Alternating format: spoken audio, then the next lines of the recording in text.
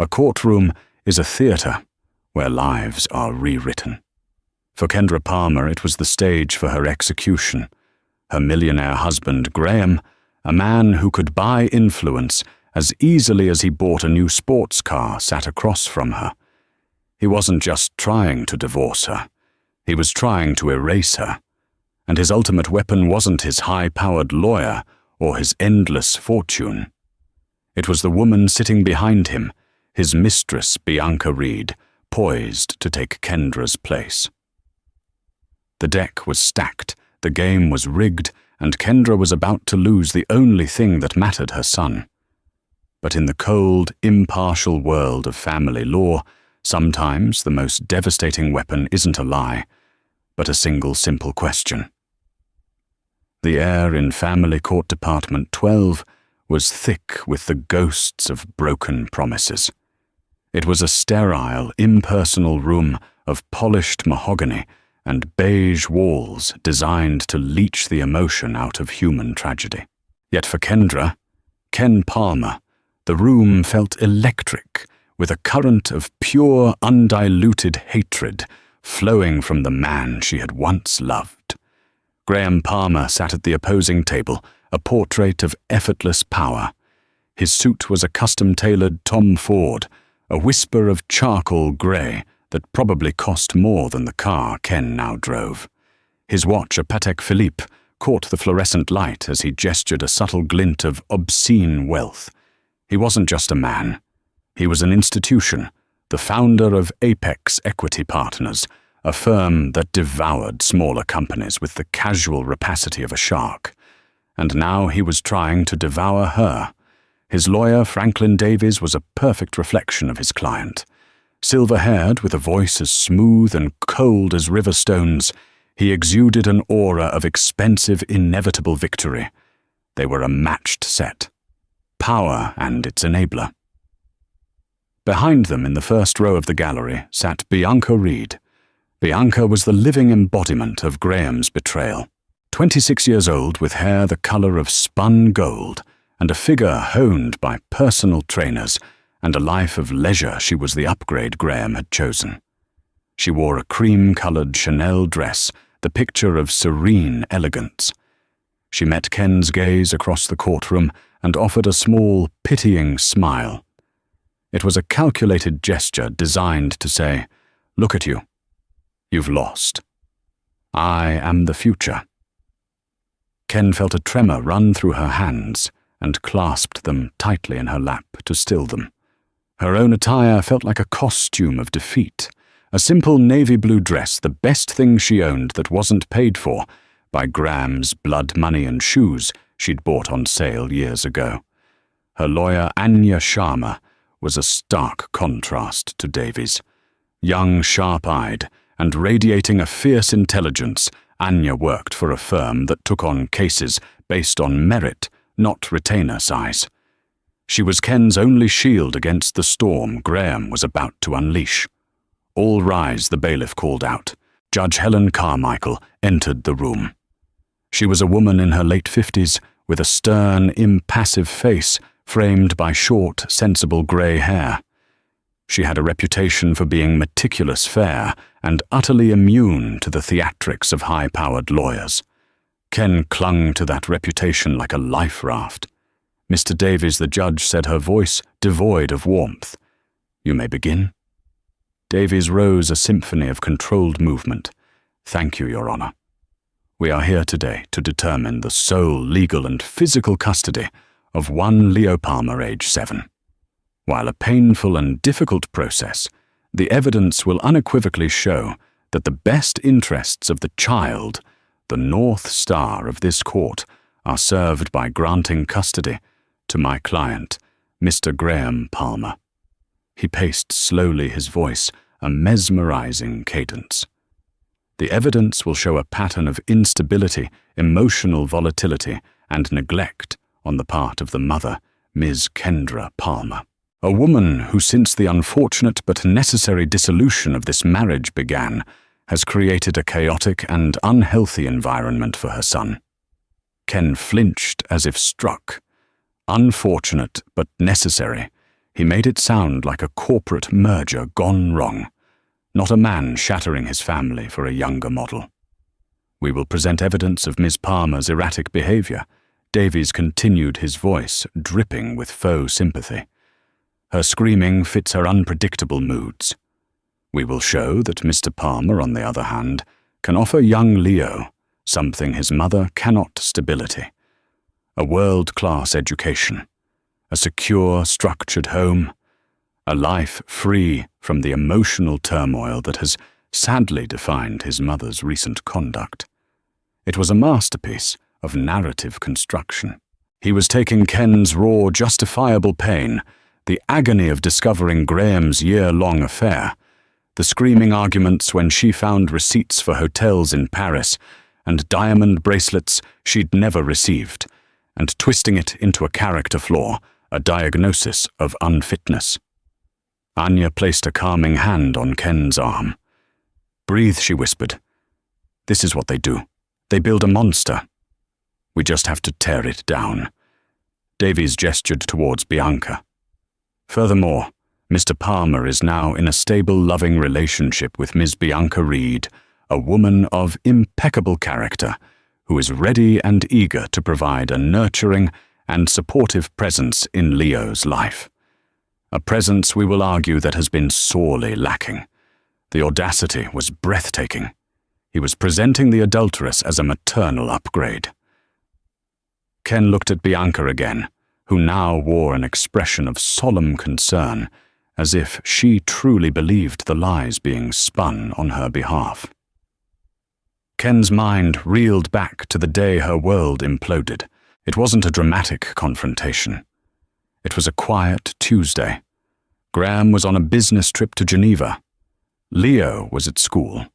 Ken was sorting through the laundry when Graham's gym bag fell from the top of the closet. A small velvet box tumbled out. Her heart had leaped for a foolish second, thinking it was a surprise for her. Inside was a delicate platinum necklace with a diamond bee. Her blood had run cold. A quick, frantic search of his study computer, a password she knew from years of shared life, Leomyson 18, and there it was. An entire universe of deceit. Emails, travel itineraries for 2 photos of Graham and Bianca on a yacht in Santorini, laughing, kissing, living a life he had kept hidden from her. The confrontation that followed was not a screaming fit. It was the primal roar of a woman whose life had been a lie. He hadn't denied it. He'd been almost bored by her discovery. "Don't be so dramatic, Kendra," he'd said, adjusting his tie.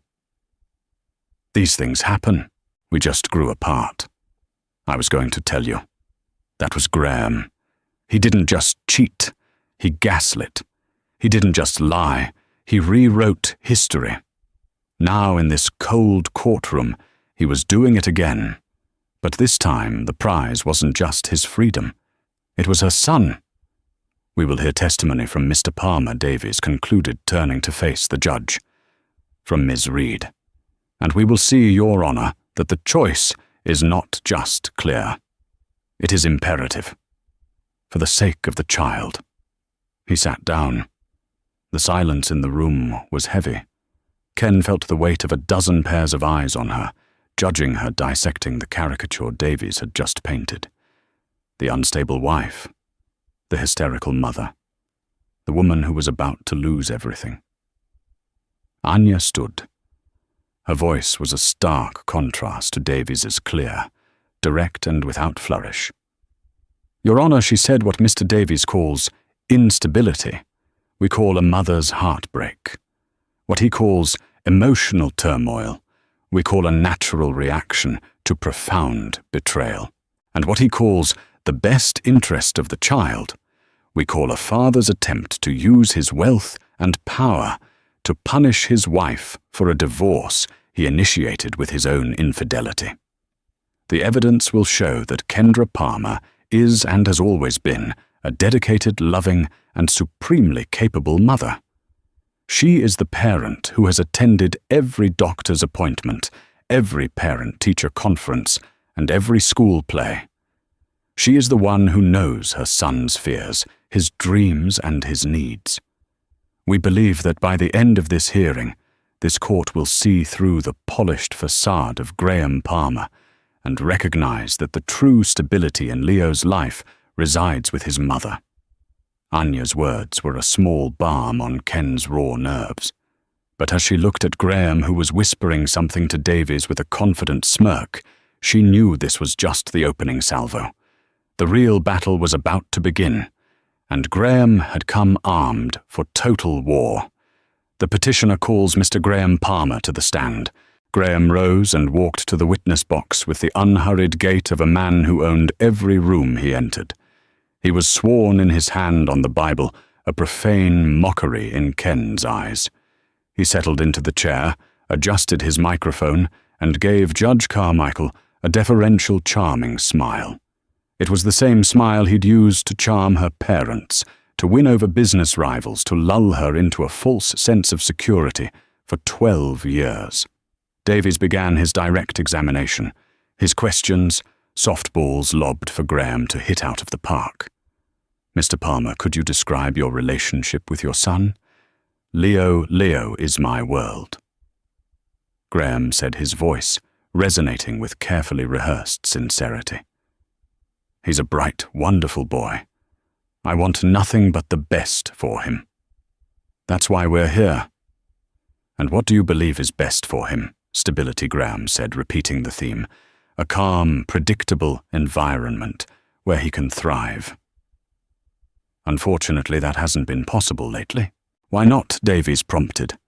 His mother, Ken, she's been going through a difficult time, Graham said, his brow furrowed with feigned concern. Her moods are unpredictable. 1 minute she's fine, the next she's screaming, throwing things. Leo has seen it. He gets scared. He hides in his room. It's no environment for a child. Ken's knuckles were white where she gripped her pen. He was talking about the night she'd discovered a credit card bill for a $12,000 Cartier bracelet.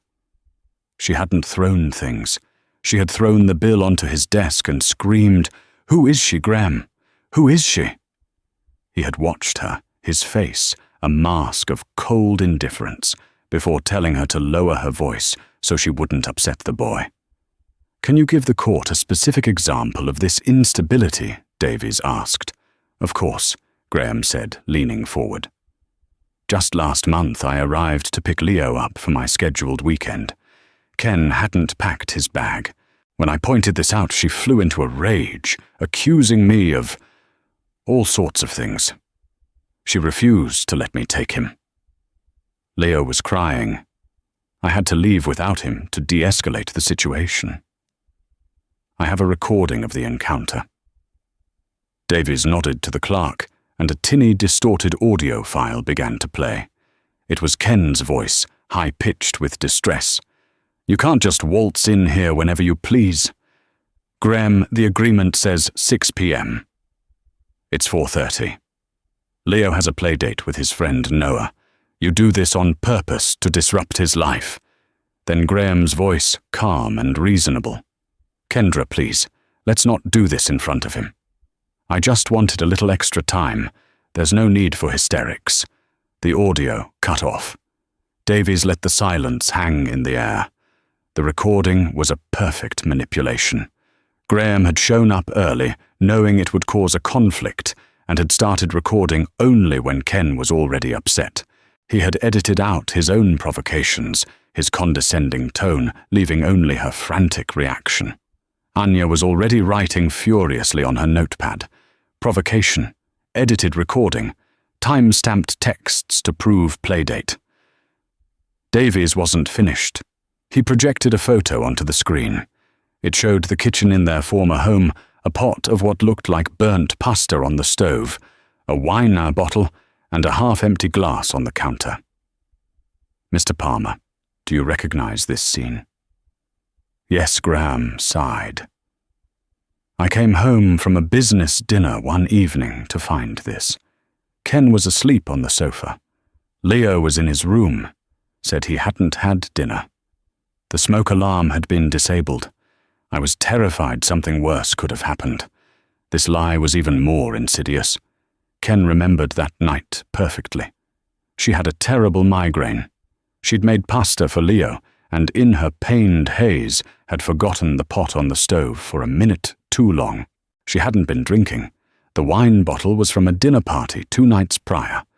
She'd taken her migraine medication and had lain down on the sofa for a moment while Leo watched a cartoon.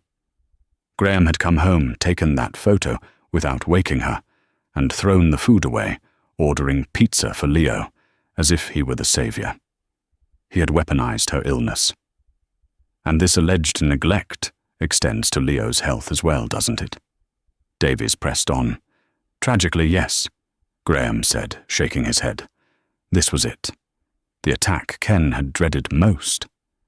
Leo has a severe nut allergy, Graham explained to the court. Anaphylactic. He requires constant vigilance. A few months ago, Ken sent a cupcake to school for another child's birthday. She assured the teacher it was nut-free. It wasn't. There was cross-contamination from her baking supplies. Leo had a reaction. A mild one, thank God, because the teacher was alert.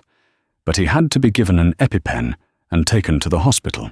I have the school nurse's report here. He produced the document. Every word of it was true, and that's what made it so devastating. It had been an accident, a horrible, terrifying mistake that had given Ken nightmares for weeks. She'd bought new flour, a new sifter, everything, but a trace must have remained in a reused baking tin. It was the kind of mistake that could happen to any parent, but in Graham's telling, it was proof of her unfitness.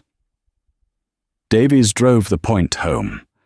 So his mother, the person entrusted with his care, sent him to school with a food that could have killed him. Yes, Graham said the single word, an indictment. When it was Anya's turn to cross-examine, she approached the stand with a calm, measured pace. Mr. Palmer, she began, her voice even.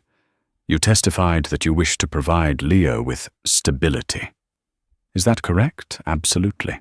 Is it stable for a child to have his father carry on a year-long affair behind his mother's back? Davies shot to his feet. Objection. Relevance. It speaks directly to the witness's character and his definition of stability. Your Honor, Anya countered. I'll allow it. Briefly, Judge Carmichael said, her eyes fixed on Graham. Graham's charming facade tightened. My personal life has no bearing on my ability to be a father. So the lies, the deception, the eventual destruction of your family home, you don't see that as a form of instability for your son, Anya pressed. My relationship with Kendra had been over for years. I stayed for Leo, Graham said, falling back on the classic cliché. The most stable thing I can do for him now is remove him from his mother's chaotic influence. Anya shifted gears. Let's talk about Leo's allergy. You presented the cupcake incident as evidence of neglect. It was, Graham stated flatly. Mr. Palmer, in the 7 years of Leo's life, how many allergic reactions has he had? I don't know the exact number. The number is 3, Mr. Palmer, Anya said, pulling out a file. The cupcake incident, 1 incident at a restaurant when he was 4, and 1 at a friend's birthday party when he was 5. Is that correct? That sounds about right. And who was with Leo on all 3 of those occasions? Who administered the EpiPen? Who rode in the ambulance with him? Who sat by his hospital bed? Graham was silent. He shifted in his seat. Was it you, Mr. Palmer? Anya's voice was like ice. Were you at that restaurant, or were you on a golf trip to Pebble Beach? Were you at that birthday party? Or were you at a board meeting in New York? I have a demanding career. Graham snapped his composure, cracking. I provide for my family. Ken handled the day-to-day. Precisely, Anya said, turning to the judge. She handled the day-to-day. She handled the terrifying moments and the mundane ones. She made one mistake which she is haunted by in 7 years of diligent care. You, Mr. Palmer, were simply absent. She let that word hang in the air before continuing. You testified that you disabled a smoke alarm. Is it not true, Mr. Palmer, that you yourself disabled it weeks prior because it kept going off when you seared steaks and you never fixed it? Graham's face flushed. I don't recall. And the audio recording of your confrontation with Ms. Palmer, your phone records show that you placed a call to Mr. Davies exactly 3 minutes before you began that recording. Were you perhaps receiving instructions on how to provoke your wife and capture her reaction for this hearing? Objection, Davies yelled. Sustained, the judge said, but she made a note on her pad. The point had been made. Graham Palmer, the master manipulator, was being unmasked layer by layer, but Ken knew this was far from over. He had one more card to play, a beautiful blonde and utterly damning card. No further questions for this witness, Anya said. As Graham stepped down, he shot Ken a look of pure venom. It was a promise. The real attack was yet to come. The courtroom's atmosphere shifted when Franklin Davies called his next witness. The air grew heavier, charged with a different kind of tension, not just legal, but deeply, woundingly personal. The petitioner calls Ms. Bianca Reed to the stand. Bianca rose from her seat in the gallery. Every eye was on her. She moved with a liquid grace, her cream-colored dress flowing around her. She was acutely aware of her role in this drama, and she played it to perfection. She avoided looking at Ken, instead focusing on the witness box as if it were a sacred space. As she took the oath, her voice was soft but clear, a gentle melody in the harsh, discordant opera of the courtroom. Ken felt a wave of nausea. This was the woman who had slept in her bed, who had used her shower, who had laughed with her husband in the home she had built. And now she was here to testify that she could be a better mother to Ken's son. The humiliation was a physical thing, a hot poker twisting in her gut. Davies approached his witness with the reverence of a priest. Ms. Reed, thank you for being here. Could you please state your relationship to Mr. Graham Palmer? Graham and I are in a committed, loving relationship, Bianca said, directing a warm, brief smile at Graham. We plan to be married as soon as his divorce is finalized. The words were a calculated stab at Ken, a public declaration of her replacement. And you've had the opportunity to spend time with his son, Leo? Yes, many times, Bianca said, her tone becoming even softer, infused with a maternal warmth that sounded unnervingly genuine. He's a wonderful sweet boy, so bright and funny. How would you describe Leo's interactions with his father? Oh, he adores Graham. Bianca gushed. His whole face lights up when Graham walks into a room. Graham is so patient with him, so engaged. They build these incredible Lego creations, and Graham explains the engineering principles to him. It's beautiful to watch. Ken gripped the edge of her table. Graham hadn't built Legos with Leo in years. He'd buy the most expensive sets, open the box, and then get a work call, leaving Ken or Leo to finish it alone. The man Bianca was describing was a fantasy, a carefully constructed character for the court's benefit. And how does Leo seem when he is with you? Davies prompted. He was a little shy at first, naturally. Bianca said, a picture of understanding. But he's warmed up to me. We read stories. I've been teaching him a little French. He's very quick, I think. I think he craves a calm, gentle energy in his life. The implication was clear, the calm, gentle energy that Ken, the hysterical mother, could not provide. Ms. Reed, Mr. Palmer has testified that should he be granted custody, you would be taking on a significant caregiving role. Are you prepared for that responsibility? Completely, Bianca said, her voice firm with conviction. I want nothing more. To be a mother has always been my dream. I would dedicate myself entirely to Leo's well-being. We would have a home filled with peace, creativity, and learning. I've already been researching the best tutors, the best summer camps. Graham and I want to give him a world of security and opportunity. She was flawless, articulate, poised, and full of loving promises. To an outsider, to Judge Carmichael, she must have sounded like the ideal stepmother.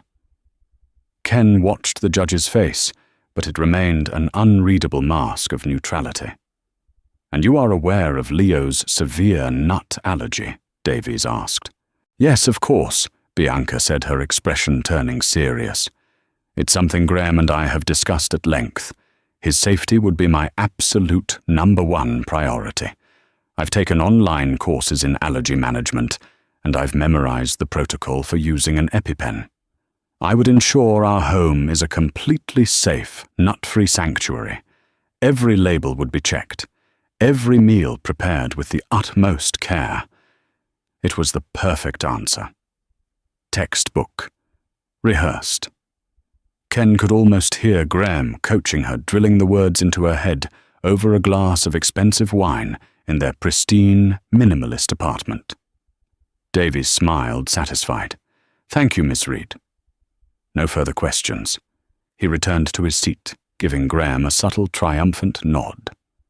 They believed they had sealed the deal.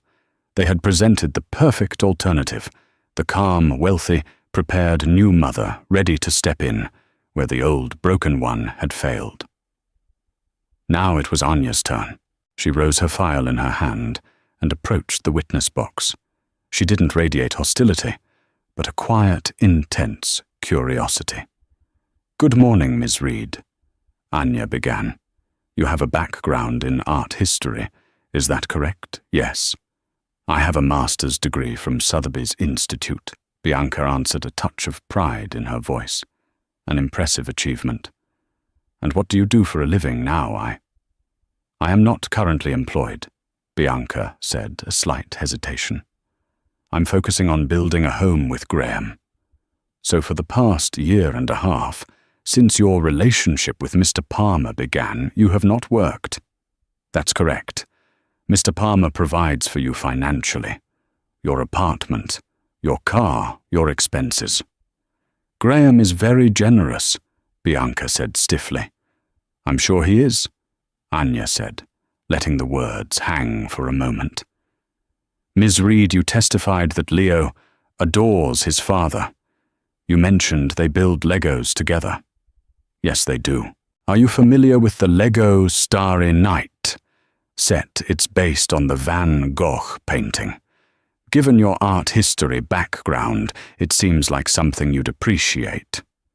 "It's a lovely set," Bianca agreed, looking slightly confused. "It is. Leo received it for his birthday last year. Did you and Graham build it with him?" I believe we were traveling then," Bianca hedged. "But Graham makes sure Leo has all the best things. So you didn't see my client, Kendra Palmer, spend 3 consecutive evenings on the floor with her son, patiently helping him sort through the 2-3-16 pieces, explaining how the artist's brushstrokes were being recreated in plastic bricks. Objection assumes facts, not in evidence," Davies said, sounding bored. "I'll rephrase," Anya said smoothly. "Let's move on. You mentioned reading with Leo.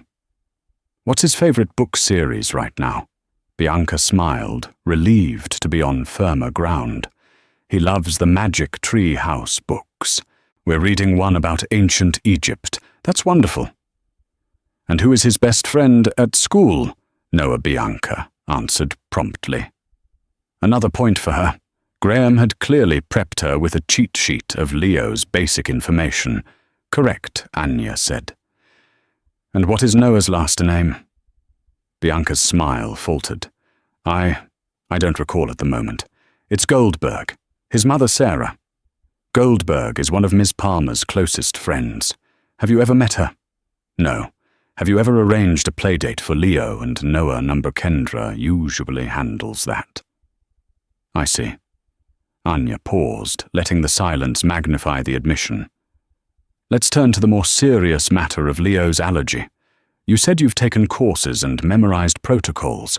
That's very responsible. I take it very seriously, Bianca affirmed, regaining her confidence. Good. So you know what anaphylaxis looks like, the difficulty breathing, the swelling, the hives. Yes, of course, and you know what to do. You call 911, you administer the epinephrine auto-injector. You stay with the child. Yes, exactly. But as any parent of a child with a severe allergy knows, Ms. Reed, the key is not just knowing how to react to a full-blown crisis. It's about recognizing the very first subtle signs of a reaction to prevent it from getting to that stage. It's about vigilance. I understand that Bianca said, her posture stiffening. So tell me, Anya, said, her voice dropping, slightly becoming more focused, more intimate. What are the specific ingredients in the sun butter that Leo prefers? The brand my client has to special order, because it's the only one manufactured in a dedicated nut-free facility that doesn't have the gritty texture he dislikes. Bianca blinked. I'm not sure of the brand name. But I would, of course, only buy products that are certified nut-free. Of course, Anya echoed, her tone flat. And when Leo eats something he's unsure about, he has a tell, a small, almost imperceptible habit he does with his tongue. A little tick. A parent who has watched him like a hawk for 7 years would know it instantly. Can you describe it for the court? Bianca was now staring at Anya like a deer in the headlights. Her carefully constructed facade was beginning to crack. I haven't noticed anything like that. Graham was leaning forward, whispering urgently to Davis. Ken held her breath. Anya was peeling back the layers, moving past the rehearsed script and into the real, messy, detailed world of actually knowing a child. She was showing the court the vast, unbridgeable chasm between a textbook and a mother's heart. Anya took a step closer to the witness box. She wasn't finished yet. The trap was set. Now it was time for it to be sprung, but it wouldn't be Anya who would deliver the final blow. From the bench, Judge Carmichael leaned forward, her pen poised. She had been watching, listening, and had a question of her own. Judge Carmichael adjusted the small microphone in front of her. The quiet click silenced the rustling papers and whispered conferences in the courtroom. All attention snapped to the bench.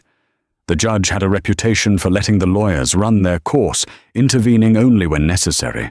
Her direct involvement signaled a turning point.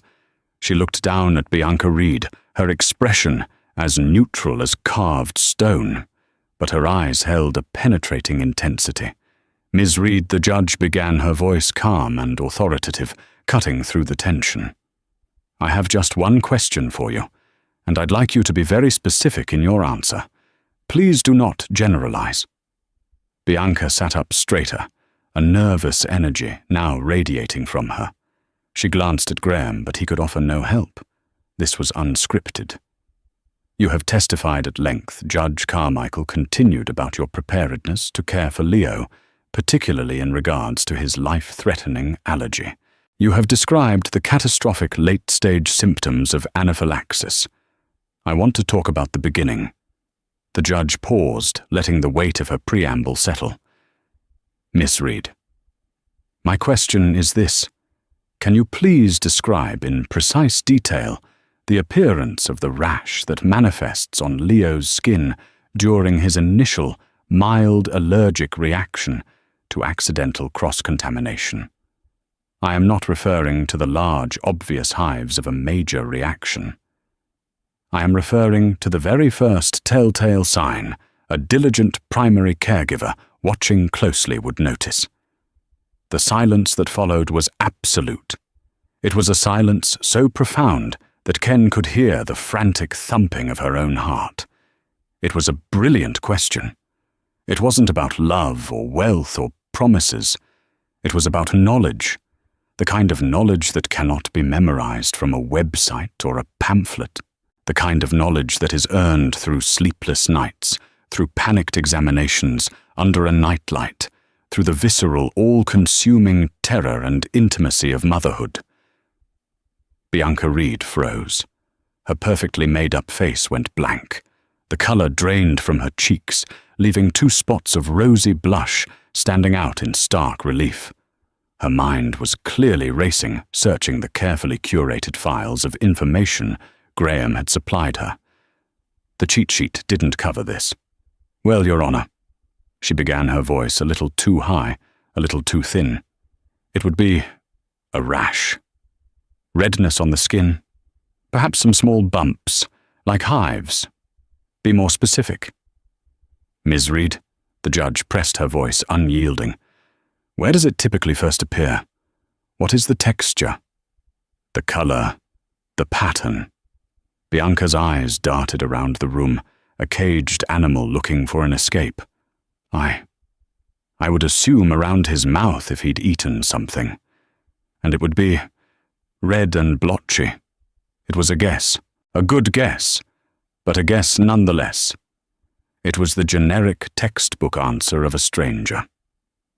Judge Carmichael held her gaze for a long moment, then made a note on her legal pad. Without looking up, she said, "Thank you, Ms. Reed. You may remain there." She then shifted her gaze across the courtroom, her eyes landing on Ken. "Ms. Palmer, I will ask you the same question. Please describe the rash." Anya gave Ken's hand a gentle squeeze under the table. Ken took a deep, shuddering breath. This was her territory. This was the landscape of her deepest fears and her fiercest love. She didn't need to think. She just needed to remember. She stood up, her voice, trembling at first, but gaining strength with every word. "Your Honor." She began making eye contact with the judge. "The first sign isn't on his skin. The first sign is that he swallows twice hard. Then he touches his tongue to the roof of his mouth, a little habit he has when he feels that first tingle." She saw from the corner of her eye Graham's head snap towards her. He'd never noticed that. Then the rash begins. Ken continued, her voice now clear and steady, the memory vivid and terrifying. "It's not red, not at first. It's a series of very small, pale bumps, almost white. They look like tiny scattered grains of sand under his skin, and it doesn't start around his mouth. For Leo, it always starts in one specific place, the soft skin of his left temple, right where his hair begins." She pointed to her own temple. "It appears there first, a small patch no bigger than a dime. Then, if the reaction is progressing, a faint pinkness will start to creep into the skin between the bumps. At the same time, his right eyelid, always the right one first, will get a tiny bit puffy.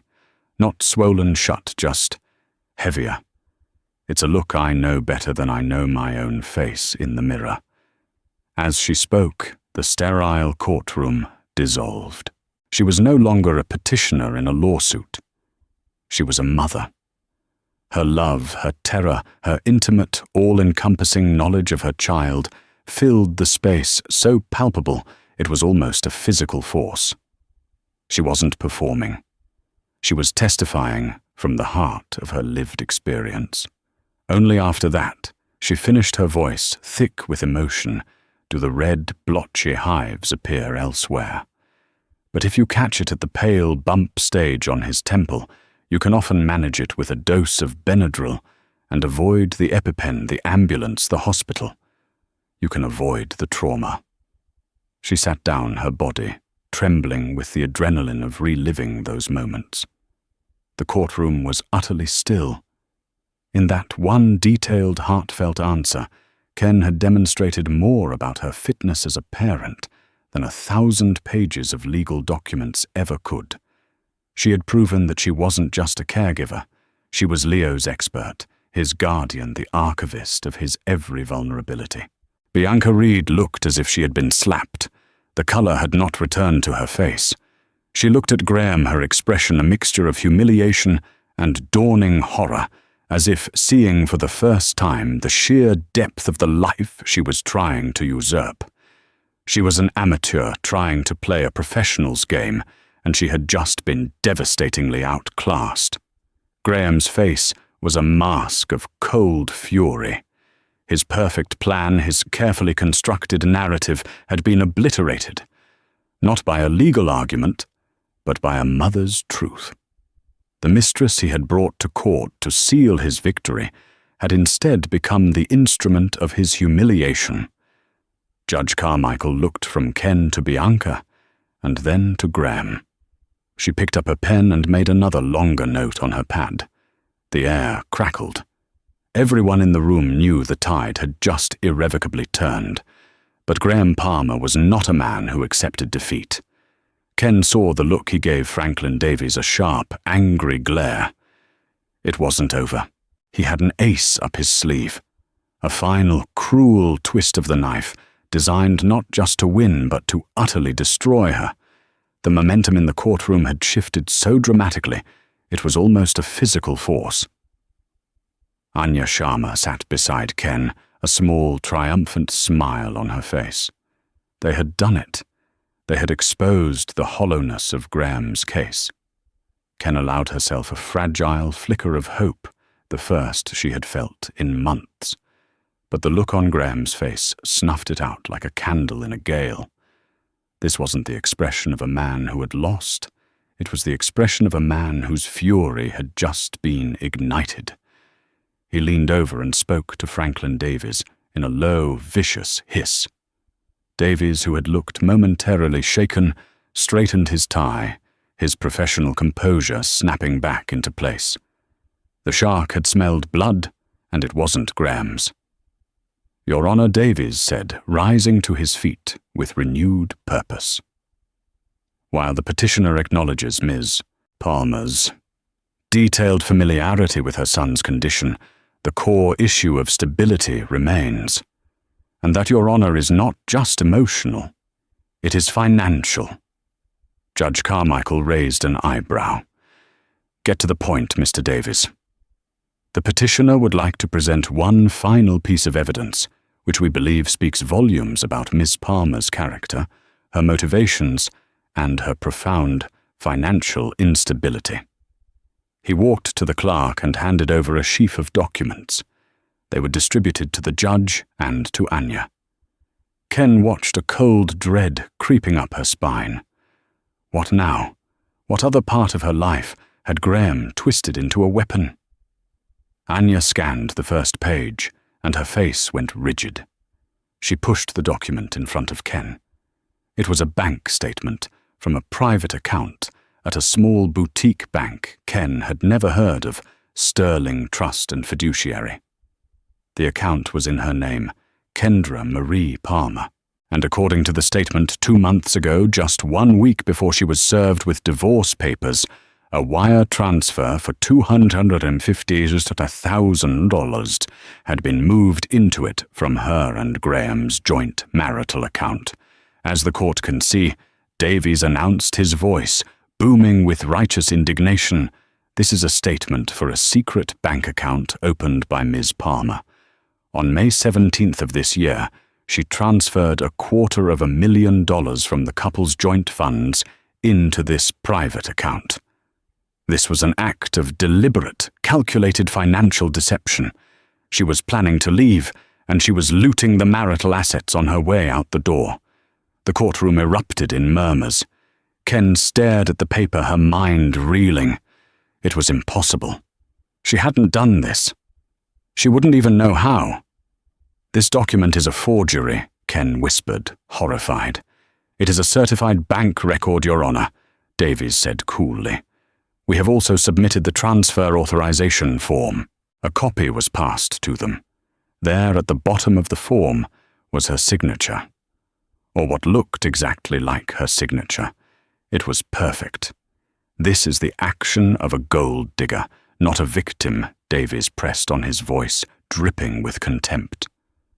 "She portrays herself as a wronged wife, but the evidence shows she is a manipulative and untrustworthy individual." How can she be trusted with the well-being of a child when she engages in such blatant fraud? She is financially reckless and morally bankrupt. Granting her custody would be rewarding this deception. Ken felt the floor drop out from under her. This was Graham's checkmate. He had anticipated losing on the emotional front, so he had created an escape hatch, a lie so profound and well documented that it was impossible to refute. He was painting her not just as an unstable mother, but as a criminal. Ms. Sharma Judge Carmichael's voice was stern. This was a serious allegation, and the evidence looked damning. Your Honor, my client denies this completely. Anya said her mind, clearly working a mile a minute. She had no knowledge of this account or this transfer. We ask for a brief recess to confer. Granted. 15 minutes, the judge said, her gaze lingering on Ken with a new, unwelcome glint of suspicion. As soon as they were in the hallway, Ken's composure shattered. Anya, I swear to you, I didn't do this. I don't know where that money is. I've never even heard of that bank. I believe you, Ken. Anya said, her voice a calm anchor in Ken's storm of panic. But they have a signature. Think. Did you sign anything for Graham around that time? Any documents at all? Ken paced the sterile hallway, her hands pressed to her temples. Her mind was a blur of betrayal and fear. He was always making me sign things. Investment papers, tax forms. He'd just put a stack in front of me and say, sign here, here, and here. He'd be on his phone, impatient. I trusted him. Oh God, I was so stupid. She stopped dead. A memory surfaced hazy at first, then sharpening into painful focus. It was late one evening in May. Graham had come home late, smelling of a perfume that wasn't hers. He'd been curt and dismissive. Before going to his study, he'd dropped a leather-bound folder on the kitchen island. Need you to sign these, he'd said without looking at her. It's for the Delaware property refinance. Has to be couriered by morning. She'd been tired and heartsick. She'd flipped through the pages, dense legalese numbers, property deeds. She'd signed where the yellow sticky tabs told her to. He must have slipped the transfer form into that stack, a single, treacherous page hidden among dozens of legitimate ones. He slipped it into a pile of property documents. She told Anya the words, choking her. But how do we prove it? It's my signature against a bank record. They were trapped. Graham's lie was perfect. He had used her trust, her own hand, to condemn her. She was going to lose Leo, and she would be branded a thief in the process. As Ken leaned against the wall, utterly defeated, Anya's phone buzzed with an incoming text from an unknown number. Anya glanced at it, her brow furrowing. The text read, I need to talk to you. About Graham. It's important. BR. Anya's eyes widened. BR. Bianca Reed. What is it? Ken asked, seeing the look on her lawyer's face. It's Bianca. Anya said, a note of disbelief in her voice. She wants to talk. Now. Anya quickly typed a reply, directing her to a small, empty conference room at the end of the hall. A minute later, Bianca slipped into the room, looking pale and shaken. She had shed the poise and confidence she'd worn on the witness stand. Now she just looked scared. Why are you doing this? Ken asked, her voice raw. Bianca wouldn't meet her eyes. She looked at Anya. What he just did in there. With the bank account. I didn't know he was going to do that. He told me it was his insurance policy. What do you know about it? Anya asked, her tone all business. Bianca wrung her hands. I don't know everything, but I know he was bragging. A few weeks ago, he was on the phone with his financial guy, a man named Peter Lynch. Graham was laughing. He said something like, Ken will never see it coming. The signature is a perfect match. Even if she gets a good lawyer, the paper trail will bury her. He called it severance pay. she'd never get to spend. This was it. A crack in the fortress. Why are you telling us this? Anya pressed her gaze sharp. Bianca finally looked at Ken, her eyes shimmering with unshed tears. Because the way he looked when your answer about the rash destroyed him, it wasn't just anger. It was inhuman.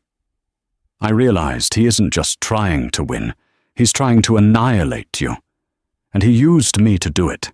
He made me look like a fool. I see now that if he's willing to do that to the mother of his child, what would he do to me when he gets tired of me?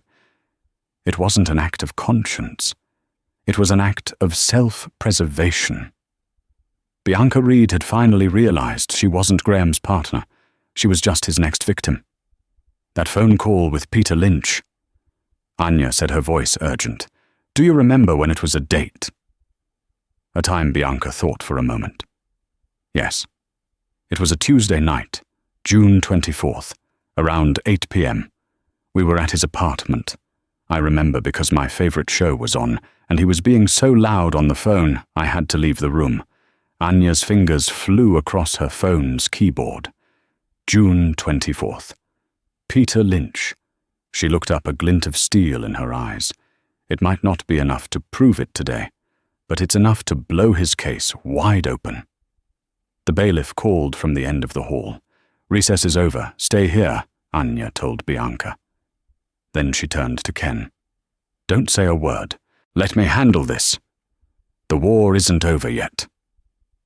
They walked back into the courtroom. Ken's despair had been replaced by a new, ferocious hope. Graham Palmer thought he had built the perfect trap. He just never imagined the bait would be the one to help her escape. The courtroom hummed with an expectant hush as they resumed their seats. Graham Palmer wore the smug look of a man who had already won.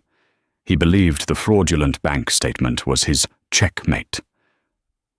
Ms. Sharma, Judge Carmichael's voice was stern. Does your client have any response to this evidence? Anya Sharma rose, her posture radiating a new, sharp confidence. Yes, Your Honor. My client maintains that her signature was obtained by fraud, and we now have reason to believe we know how to prove it. Davies scoffed. Your Honor, this is a desperate, baseless accusation. On the contrary, Anya said, her voice ringing with clarity. We move to immediately subpoena the phone records of Mr. Graham Palmer and his associate Mr. Peter Lynch, specifically for the evening of June 24th. Graham's smirk vanished. He shot a panicked, furious look toward the gallery, where Bianca's seat now sat empty. He understood instantly. He'd been betrayed. Davies scrambled to his feet. Objection. This is a fishing expedition. It's irrelevant and highly prejudicial, the basis, Your Honor. Anya countered, her voice, cutting through the room, is a good faith belief that those records will contain evidence of a conversation in which Mr. Palmer and Mr. Lynch discussed the plan to fabricate the very documents just presented to this court, a plan Mr. Palmer allegedly referred to as his insurance policy against my client. The courtroom was stunned into silence. It was a direct accusation of conspiracy and perjury. Judge Carmichael stared down at Graham, her gaze cold and piercing. The pieces were clicking into place, the arrogant testimony, the hollow mistress, and now a fraud designed as a knockout blow. Mr. Davies, the judge, said, her voice dangerously quiet. Your client submitted a sworn declaration that all his financial disclosures were accurate. If Ms. Sharma's allegations are true, he has committed perjury and attempted to defraud this court. The request is highly relevant. Motion granted. The gavel came down with a sharp crack that echoed like a gunshot.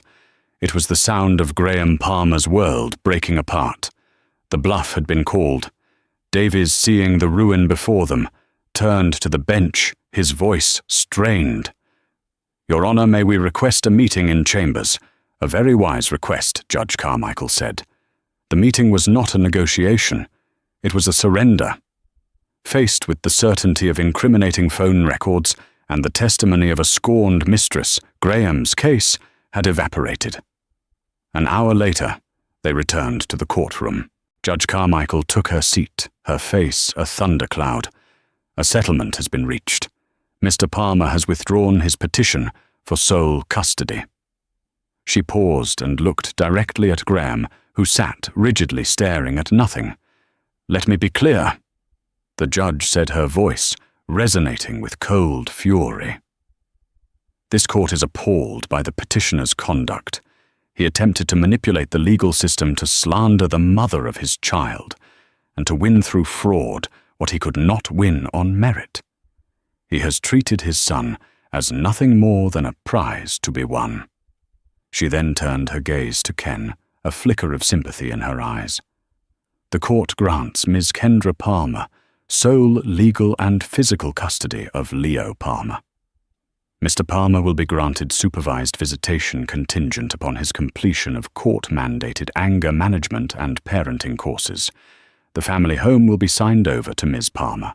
A significant alimony and child support settlement has also been reached. It was a total unconditional victory." Tears of pure relief streamed down Ken's face. Anya wrapped a supportive arm around her shoulders. Across the aisle, Graham Palmer sat alone, a shrunken figure in his expensive suit. The power and charm had been stripped away, leaving behind something small and defeated. He had tried to destroy her life, and had only succeeded in demolishing his own. As Ken and Anya walked out of the courtroom into the bright light of the afternoon, Ken knew she was finally free. She was a survivor. And she was and would always be Leo's mother, a title no man, no mistress, and no amount of money could ever take from her. The courtroom doors swung shut, not as an end, but as a beginning. Kendra's story is a powerful reminder that in the face of overwhelming power, wealth, and deception, the truth holds a unique and explosive force. It wasn't a clever legal trick that won the day. It was the undeniable, fiercely detailed truth of a mother's love. Graham Palmer learned that some things can't be bought, bullied, or faked. Integrity, character, and the sacred bond between a parent and child are not assets to be liquidated. This story shows that the system, for all its flaws, can sometimes deliver true justice. If Kendra's fight for her son moved you, please hit that like button to show your support. Share this video with someone who needs a reminder that courage can overcome corruption. And don't forget to subscribe to our channel for more real-life stories where truth and justice prevail against all odds. Your support helps us continue to bring these important narratives to light. Thank you for listening.